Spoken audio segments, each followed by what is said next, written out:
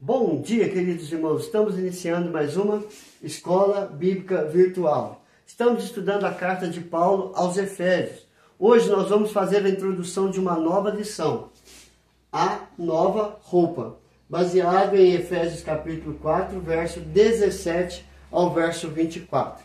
Para introduzirmos essa lição e saber o que nós vamos fazer, nós precisamos trazer à memória a lição que nós ouvimos e aprendemos anteriormente. Ou seja, vamos continuar o rogo-vos, baseado em Efésios capítulo 4, verso 1, que diz: rogo-vos, pois, eu, o prisioneiro no Senhor, que andeis de modo digno da vocação a que foste chamados. Então nós vamos continuar baseando o nosso estudo, mesmo olhando a nova roupa, baseando o nosso estudo no rogo-vos, nessa súplica, nesta oração que Paulo faz. Nós vimos primeiramente que, ao continuarmos a estudar o rogo-vos, pois eu, prisioneiro no Senhor, a súplica continua, a oração continua. E Paulo quer que venhamos a entender o que é viver em dignidade na vida prática, como servos de Cristo. Então nós estamos estudando a vida prática. Rogo-vos, pois eu, prisioneiro no Senhor, que vós venham viver de modo digno pela qual foste chamados. Então esse modo digno ou dignidade é a vida prática. E a vida prática nós vimos que a continuação desta súplica de Paulo vai mostrar para nós que na lição passada, Paulo estava suplicando que o cristão deve viver de modo digno pela qual foi chamado, e para andar de modo digno tem que haver unidade cristã. Então a palavra dignidade, ela é vista na vida espiritual prática de duas formas: a unidade cristã, ou seja, a unidade da comunidade cristã, da família de Deus, do povo de Deus, uns com os outros, e a igreja com Cristo, a igreja com Deus, a igreja com o Espírito Santo.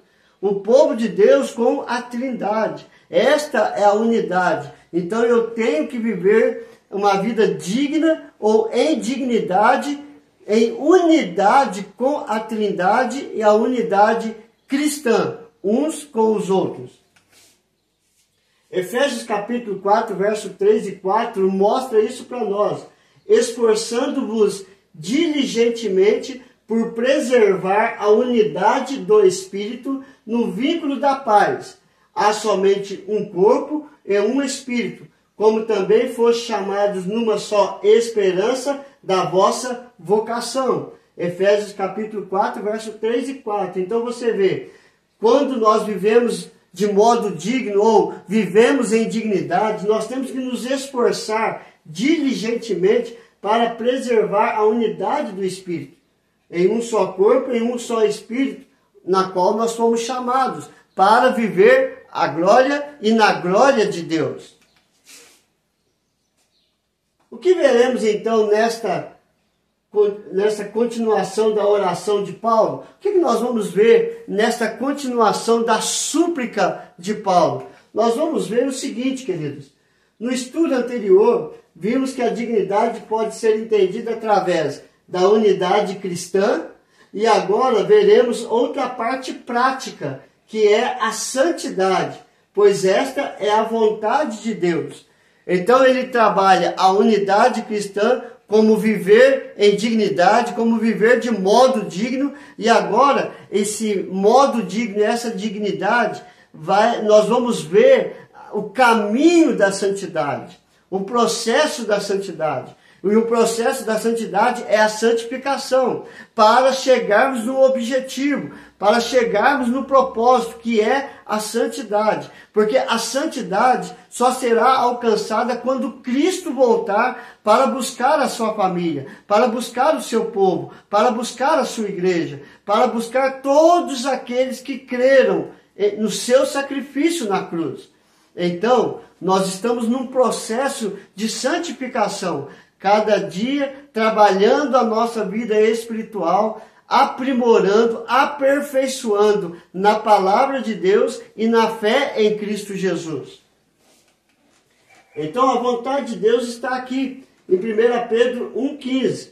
Pelo contrário, segundo é santo aquele que vos chamou, tornai-vos santos também vós mesmos, em todo o vosso procedimento. Então, a santificação é tornar santo todo o nosso procedimento, o nosso falar, o nosso pensar, o nosso agir, tudo deve ser santificado para a glória de Deus. E se continuarmos aqui, você vai chegar num texto que ele diz: sede santos, porque eu, o Senhor teu Deus, sou santo.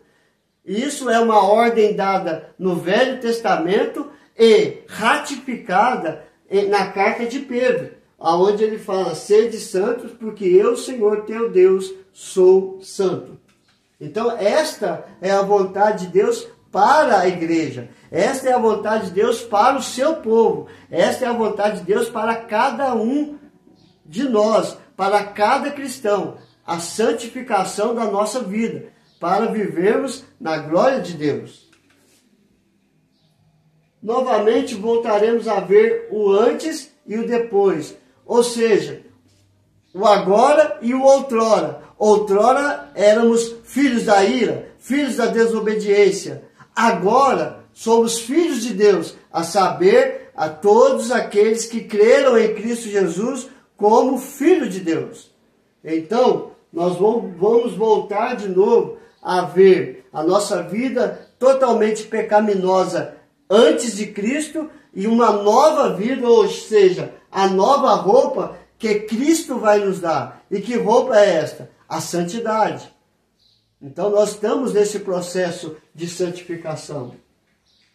Para estabelecer a base doutrinária da santidade cristã, o apóstolo Paulo faz um contraste entre o que fomos antes dele e o que somos depois dele na nossa vida. O passado e o presente. A vida velha, o velho homem, e a nova vida, o novo homem. A velha roupa pecaminosa, corrompida por causa do pecado, e a nova roupa que Cristo oferece para todo aquele que nele crê. É isso que nós vamos ver a partir de agora. Colossenses capítulo 3, verso 5 e o verso 10 compartilha do mesmo pensamento da carta de Paulo aos Efésios. Fazei, pois, morrer a vossa natureza terrena, prostituição, impureza, paixão lasciva, desejo maligno e a avareza, que é idolatria, e vos revestiste de um novo homem, que se refaz para o pleno conhecimento, segundo a imagem daquele que o criou, segundo a imagem do nosso Deus, que nos criou a imagem e semelhança dele lá no Jardim do Éden.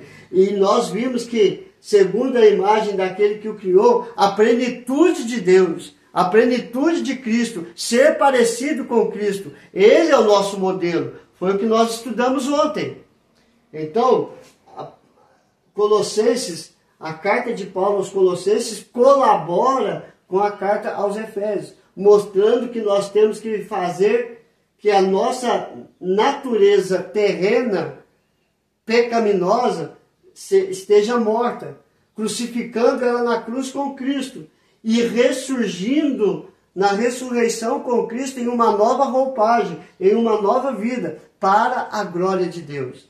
Então, queridos, eu convido a você, e você possa convidar outros também, para juntos estudarmos esta lição sobre santidade cristã, para vivermos de modo digno na presença de Deus e na sociedade. Então, o que nós aprendemos nessa introdução? Que nós vamos continuar na oração de Paulo, rogo-vos. Qual é a continuação da súplica de Paulo? Que nós venhamos viver de modo digno.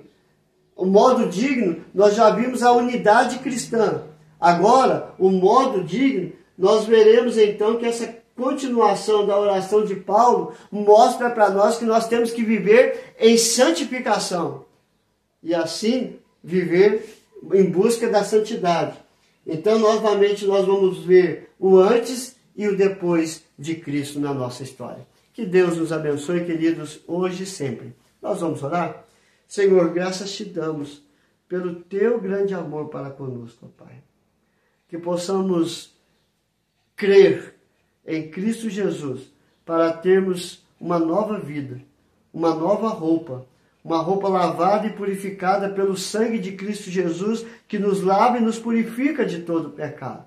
E que possamos viver em unidade cristã, uns com os outros e nós com o Senhor.